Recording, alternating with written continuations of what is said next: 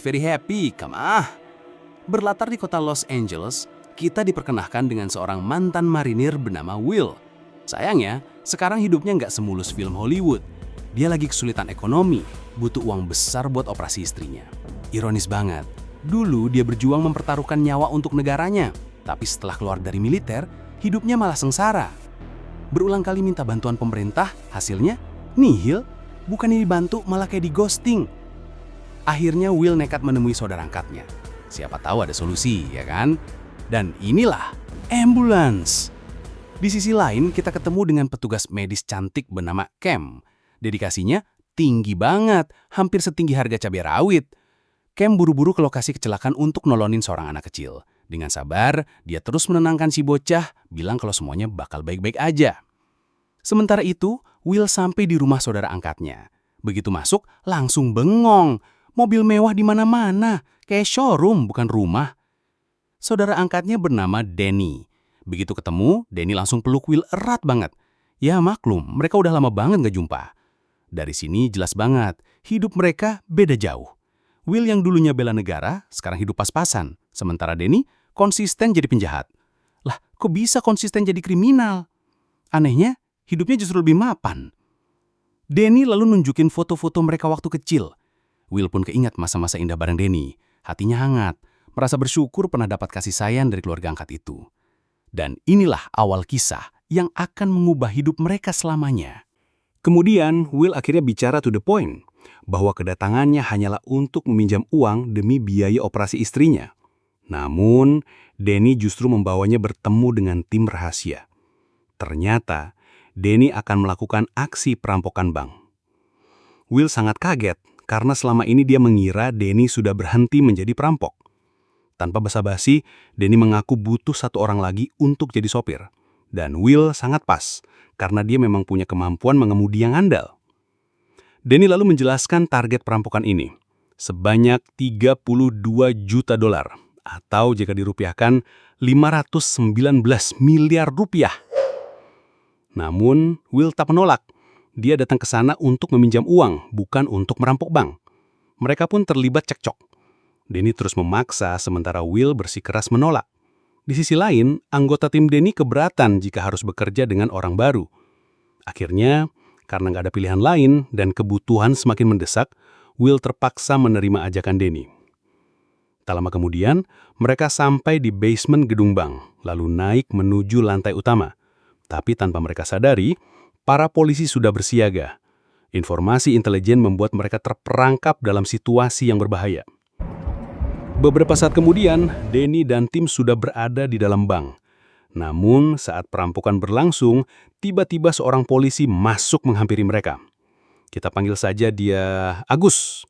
Sesuai request dari Brad kita yang satu ini, polisi itu muncul tepat di tengah aksi. Seketika, Danny berpura-pura menjadi manajer bank dan mencoba menahan Agus agar tidak masuk lebih jauh. Dan inilah titik awal. Ketegangan sebenarnya baru saja mulai. Karena si Agus terus maksa dengan alasan mau bikin rekening, akhirnya Danny membiarkannya masuk biar gak makin curiga.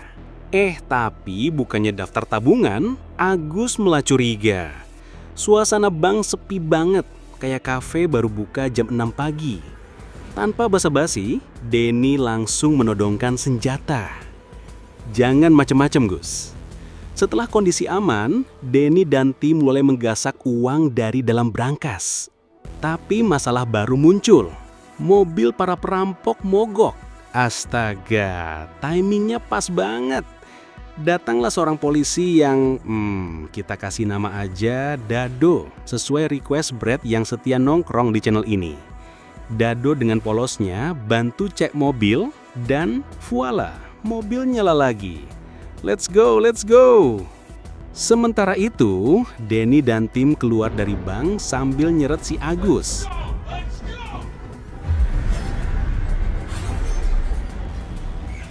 Tapi apes, aksi mereka ketahuan karena Dado melihat langsung. Begitu mau nembak, brak, Dado malah ketabrak mobil tim Danny. Situasi langsung ricuh, baku tembak gak bisa dihindari. Danny dan Will akhirnya kabur lewat jalur belakang sambil tetap menyandra Agus. Sementara tim yang lain, ya masih sok jago lawan polisi.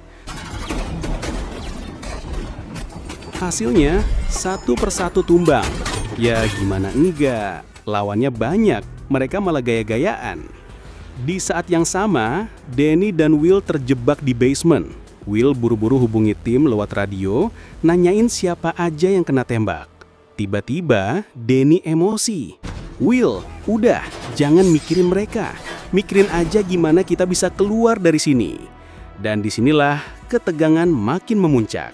Danny dan Will dimanfaatkan si Agus buat menyerang balik. Danny terlihat kewalahan, berusaha keras mempertahankan senjata biar nggak direbut. Sampai akhirnya, door! Will terpaksa menembak Agus. Wajah Will langsung berubah, penuh rasa bersalah. Dia buru-buru mencoba menolong si Agus. Karena kalau Agus sampai mati, hukuman yang menanti mereka bisa makin berat. Tapi Danny nggak peduli. Dia maksa Will untuk kabur sekarang juga. Akhirnya mereka berhasil keluar dari gedung. Tapi ternyata di luar sudah ada polisi yang mengepung.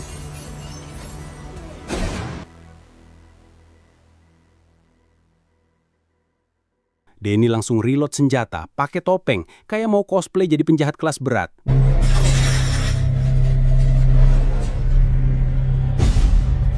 Beberapa saat kemudian, polisi kita yang baik hati, Dado, menemukan Agus dalam kondisi mengenaskan. Tanpa pikir panjang, dia langsung hubungi ambulans biar cepat dibawa ke rumah sakit. Tak lama, Kem datang dengan wajah serius. Dia hati-hati mengecek kondisi Agus, lalu buru-buru memasukkannya ke dalam ambulans. Tapi masalah lagi, ambulans itu malah dihadang Danny dan Will. Mereka nekat karena merasa ini satu-satunya cara buat kabur dengan selamat. Danny bilang, "Will, kamu yang nyetir." Dia sendiri siap berjaga di belakang, menodongkan senjata. Saat mereka melaju keluar, tiba-tiba dihadang barisan polisi. Will dan Danny langsung panik, kayak driver ojol yang tiba-tiba kena razia di jalan. Dan inilah momen paling mendebarkan dalam pelarian mereka. Danny dengan dingin meminta Kem diam 1000 bahasa. Kalau buka mulut, tamat riwayatmu. Situasi makin menegangkan saat polisi mulai memeriksa ambulans. Untungnya, Danny berhasil bersembunyi rapih. Akhirnya mereka dipersilakan keluar. Setelah berlari, baku tembak, dan drama penuh keringat, akhirnya Will dan Danny bisa bernapas lega. Bukan cuma lega, mereka juga senyum-senyum karena sukses bawa kabur 16 juta dolar. Kalau dirupiahkan, sekitar 250 miliar rupiah. Astaga, bisa bikin konten giveaway tiap minggu. Sementara itu, kapten polisi yang super serius, Kapten Munro, tiba di lokasi. Dia galeng-galeng kepala, nggak habis pikir gimana anak buahnya bisa kecolongan. Padahal, bank itu cuma selemparan batu dari kantor polisi. Anjay, epic fail. Keadaan makin panas. Anak buah Munro malah nyalahin Dado dan Agus karena gerak duluan. Padahal, polisi lain sudah siaga.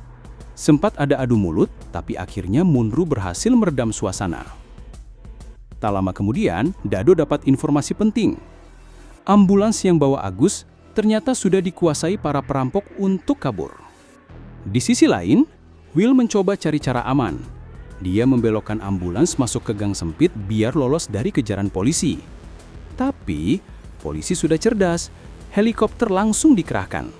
Dari udara, semua pergerakan mereka dipantau. Will mencoba berdiskusi dengan Danny. Mungkin lebih aman kalau kita kabur jalan kaki. Tapi Danny keras kepala, masih yakin dengan ambulans. Sementara itu, Kem melihat mereka lengah. Kesempatan emas. Dengan cepat, dia meraih APR, alat pemadam api ringan, dan whoosh, disemprotkan ke muka Will dan Danny. Plot twist tak terduga baru saja dimulai. Kem panik, dia langsung coba kabur, tapi Danny angkat senjata dan mengancam, sekali melangkah, door. Kem masih berpikir keras gimana caranya lolos dari situasi horor ini. Namun begitu melihat si Agus butuh pertolongan, hatinya luluh. Kem akhirnya balik lagi ke dalam ambulans. Plot twist yang bikin kita bingung sendiri. Di sisi lain, Kapten Munro udah nggak sabar. Dia langsung minta bantuan FBI. Bukan cuma itu, unit cyber juga diminta untuk ngeretas alat komunikasi para perampok. Tujuannya jelas, supaya polisi tahu rencana rahasia mereka. Setelah semua siap dan lokasi ambulans berhasil dilacak, Munro langsung kasih instruksi, tangkap mereka, jangan kasih kendor. Sementara itu, Will yang bawa ambulans masih santai kayak supir travel. Maklum, dulu di marinir dia adalah pengemudi mobil tempur terbaik. Dengan sekuat tenaga, Will tancap gas bikin polisi kocar-kacir. Bahkan mereka malah saling tabrakan sendiri. Aduh, auto malu-maluin. Tapi di tengah kekacauan itu, kabar buruk datang. Si Agus hampir sekarat. Denny langsung membantu Cam karena kalau Agus tewas, hukuman penjara seumur hidup udah nunggu. Will tetap fokus nyetir, bawa ambulans lewat jalan sempit dan gang kecil. Namun, sial banget, ternyata jalannya buntu. Will makin panik, apalagi helikopter polisi udah ngintai dari udara. Dan pasukan di belakang terus mengejar tanpa henti. Will tiba-tiba kepikiran ide gokil. Kayak di film Fast and Furious, katanya, gimana kalau kita bikin banyak mobil kembar biar polisi bingung? Denny mendengar itu langsung angguk-angguk. Masuk juga idenya.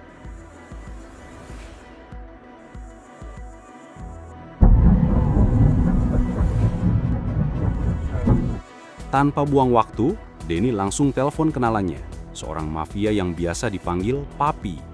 Denny menawarkan sebagian hasil rampokan asal Papi mau bikin pengalihan. Dan tentu saja, Papi langsung setuju. Papi segera perintahkan anak buahnya bergerak.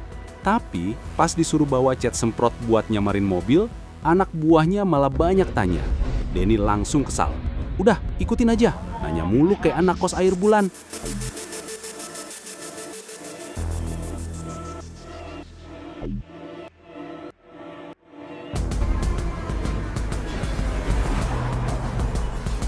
Sementara itu, Kapten Mundru yang udah berhasil nyadap komunikasi Denny langsung nelpon.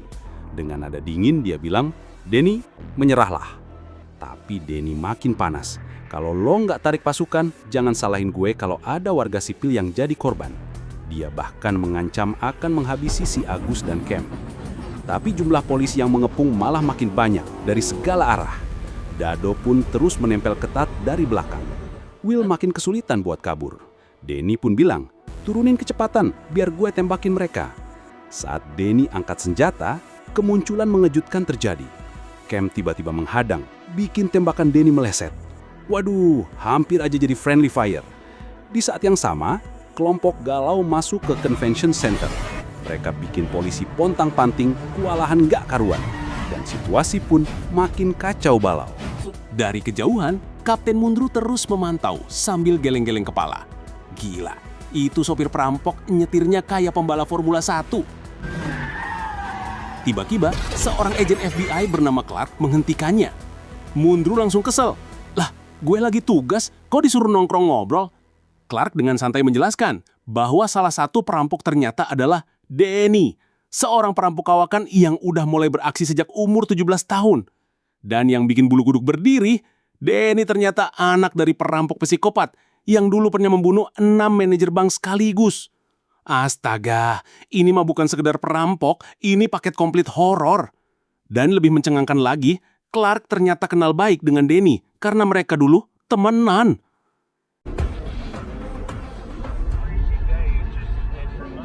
Sementara itu, di ambulans, Cam panik. Denny, Agus harus segera ditolong, dia pendarahan parah. Cam minta izin hubungi dokter karena udah kehabisan ide. Denny pun akhirnya telepon dokter-dokter buat nyelamatin Agus. Will lalu bilang, bro, gantian gue nyetir. Gue dulu di medan perang sering bantu tim medis. Sekarang biar gue bantu Cam operasi si Agus. Denny akhirnya setuju. Tiba-tiba, HP Denny berdering. Dan ternyata Clark yang nelpon. Denny malah ngakak. Wah, lama banget gak dengar suara lo, bro. Clark memohon agar Denny berhenti. Tapi Denny ngegas. Udah deh, jangan kebanyakan bacot. Di waktu bersamaan, Cam dan Will udah mulai operasi darurat. Mereka video call dengan dokter sambil berusaha menghentikan pendaraan. Tapi karena nggak dibius, Agus mendadak bangun dan meraung kesakitan. Aduh, kayak pasien gigi dicabut tapi level hardcore. Dan yang lebih parah lagi, mereka harus tetap tenang. Karena tanpa ketenangan, nyawa Agus bisa melayang kapan saja. Situasi makin gawat. Secara mengejutkan, Will mendadak ngegablok si Agus. Bam! Agus langsung pingsan. Wah, gila sih. Kayak adegan Smackdown di tengah ruang operasi. Cam langsung lanjut operasi dengan tangan gemetar. Akhirnya dia nemuin peluru yang bersarang di limpa Agus. Tapi impactnya gede banget sampai bikin limpahnya robek parah. Cem dan Will makin panik karena laptop yang dipakai buat video call dokter lobet. Aduh, kayak anak kos lagi Zoom meeting tapi colokan rebutan. Tanpa arahan dokter, Cem akhirnya bilang, "Cepat Will, ambilin jepitan rambut." Dan anehnya, berhasil. Crazy banget, jepitan rambut bisa jadi alat operasi darurat.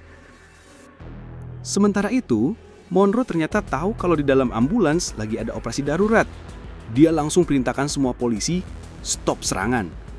Bahkan polisi diminta buka jalan biar operasi bisa lancar demi nyelamatin si Agus. Akhirnya operasi selesai. Cam ngos-ngosan cerita. "Dulu gue kuliah kedokteran, tapi malah kecanduan narkoboy. Makanya drop out. Dan akhirnya jadi perawat." Will cuma ngangguk lalu bilang pelan, "Tenang Cam, gue bakal bebasin lo dari semua ini." Di sisi lain, Monroe menghubungi dokter yang tadi sempat bantu lewat video call. "Dok, gimana kondisi Agus? Masih bisa selamat nggak?" Dokter itu geleng kepala. Yang tadi dilakukan Cam itu hampir mustahil. Bahkan dokter terbaik sekalipun belum tentu bisa nyelamatin Agus. Mendengar itu, Monroe murka.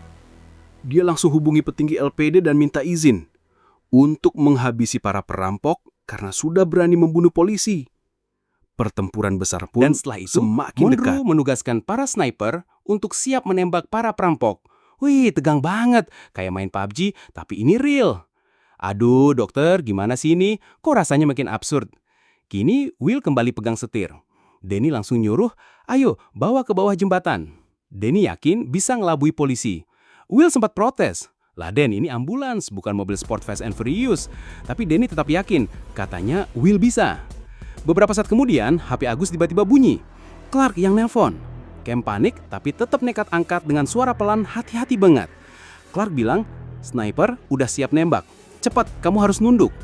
Cam buru-buru jawab, "Tunggu, Agus masih hidup.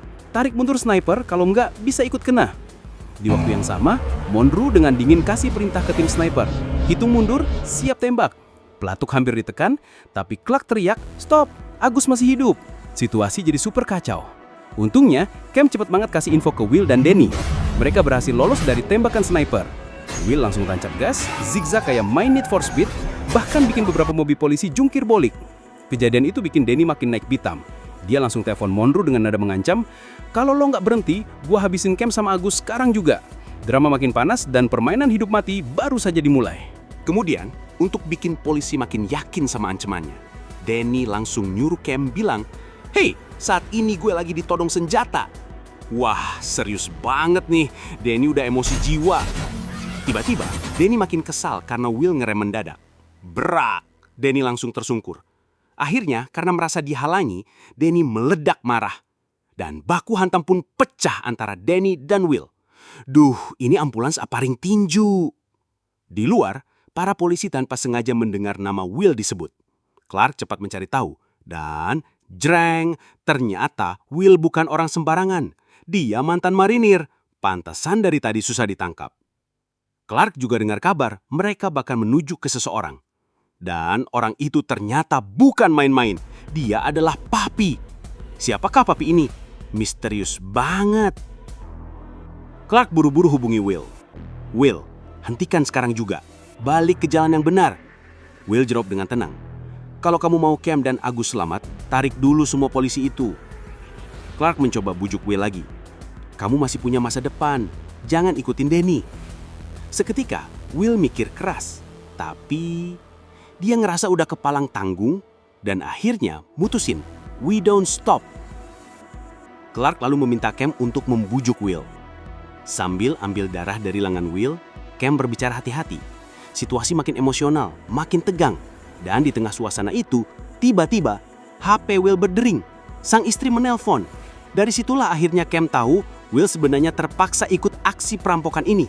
Hey, what's up guys? Di sisi lain, anak buah Papi udah standby di lokasi. Mereka bawa cat semprot yang diminta Danny. Tapi tunggu dulu, di sana juga nongol anak Papi bernama Roberto, siap bantu Danny bikin pengalihan. Wih, makin rame aja nih timnya. Singkat cerita, Danny dan Will masuk ke jalur kanal, sembunyi di bawah jembatan. Denny turun dari mobil, matanya jelalatan kayak CCTV, ngecek kondisi sekitar. Tiba-tiba muncul helikopter. Door! Denny langsung tembak, lalu buru-buru balik lagi ke mobil. Denny terus hajar helikopter itu, hingga polisi dibuat kelabakan. Bahkan, helikopter beneran rusak guys. Fix, ini bukan Call of Duty, tapi tegangnya setara. Mereka berhasil keluar dari kanal, tapi langsung dihadang polisi. Dengan sigap, Will nunjukin skill mengemudinya. Polisi sampai melongo. Drivingnya Will udah kayak Fast and Furious, tapi versi ambulans.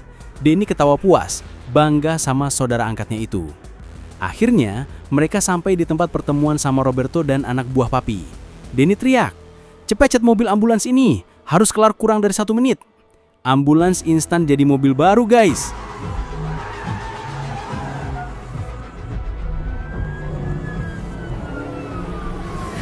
Sementara itu, Monroe memerintahkan pasukan polisi menutup semua jalur.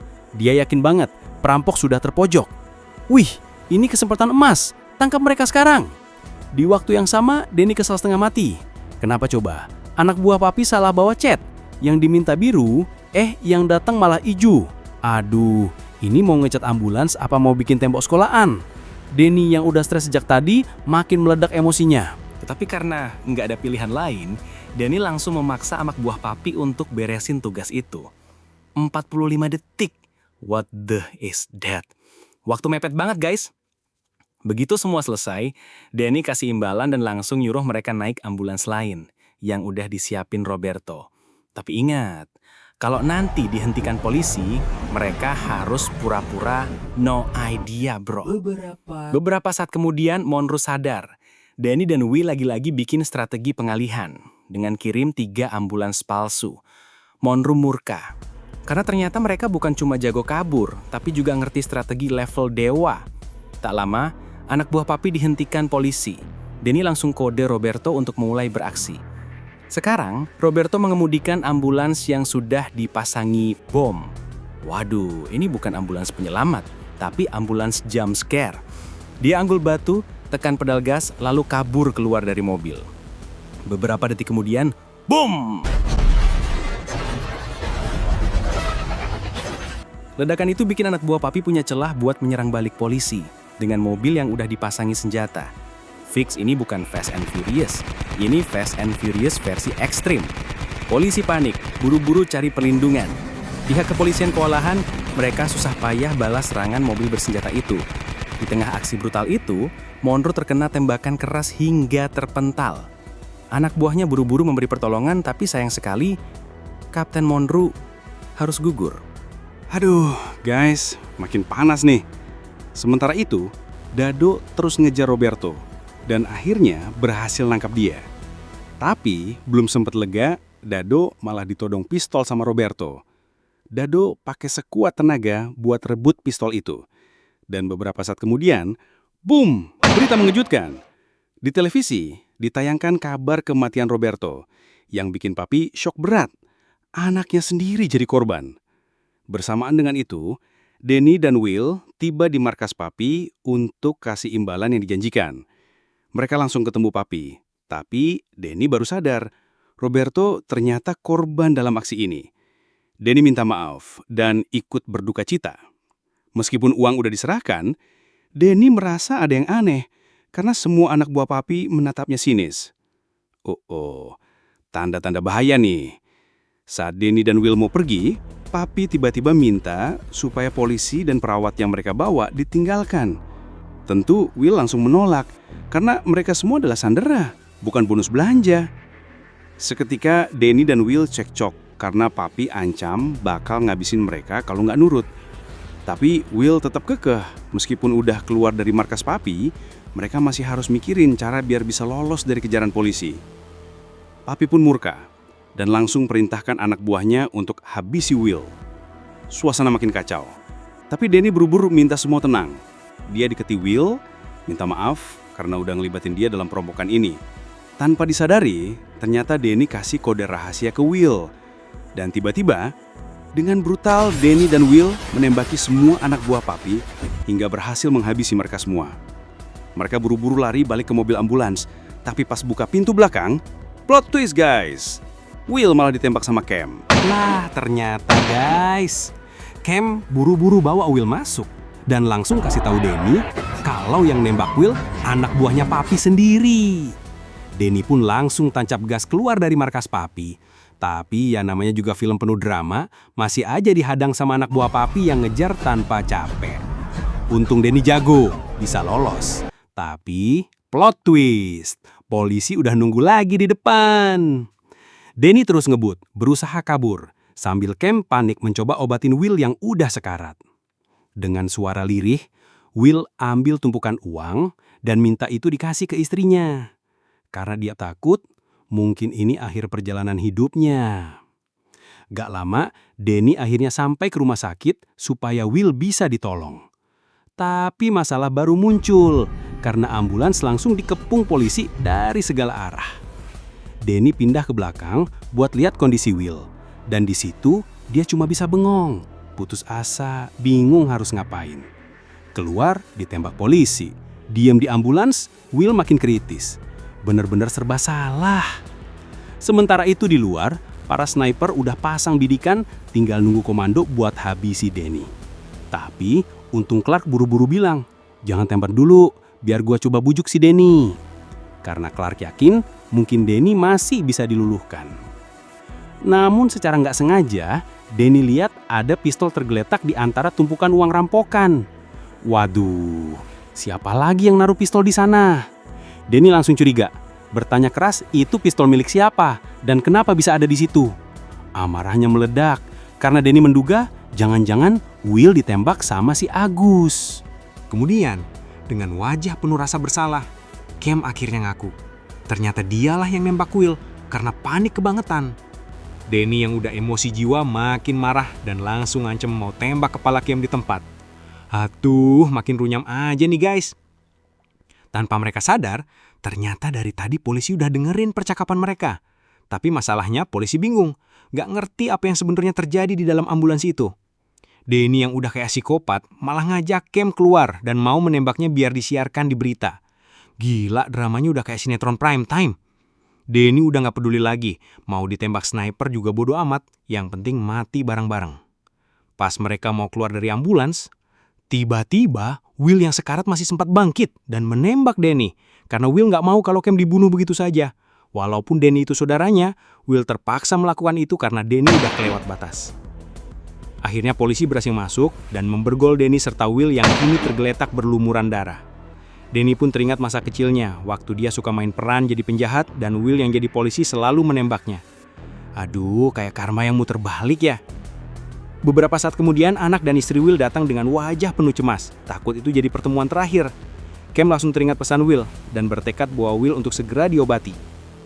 Cam berusaha bangunkan Will, tapi karena udah kewalahan, ia minta bantuan Dado. Dado pun akhirnya mau membantu, karena Will sebelumnya sempat menyelamatkan Agus. Jadi hutang budi dibayar lunas guys.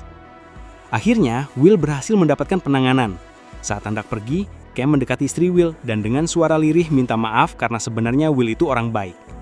Diam-diam, Cam selipis segepok uang di roda bayi, biar bisa dipakai istrinya untuk biaya operasi. Plot twist yang bikin haru sekaligus ngakak karena nyimpen duit di roda bayi itu ide yang out of the box. Beberapa waktu kemudian si Agus akhirnya sadar dan polisi langsung menanyakan, siapa sih sebenarnya yang nembak dia? Pas ditunjukin foto Will, ternyata Agus bilang, bukan, Will itu justru yang nyelamatin aku. Waduh, plot twist lagi dong guys. Di saat yang sama, Will yang udah sadar sangat bahagia bisa kumpul lagi bareng anak dan istrinya. Akhirnya happy ending juga, meskipun agak nyesek di hati. Aduh, bener-bener sad ending manis pahit, kayak kopi tanpa gula. Ya begitulah, realitas kadang lebih pahit daripada drama.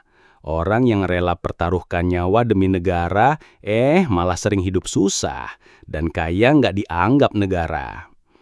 Ironinya yang enak mah justru pada koruptor. Joget-joget happy sementara rakyat masih menderita. Duh, kesel banget kan? Oke deh bratku, daripada makin emosi, langsung aja ya kita akhiri cerita kali ini. Makasih banyak udah nonton sampai akhir. Seperti biasa, Mohon maaf kalau masih ada kekurangan. Semoga kalian sehat selalu bareng keluarga tercinta. Salam sukses, salam santuy, dan sampai jumpa di video berikutnya. See you next time. Bye-bye.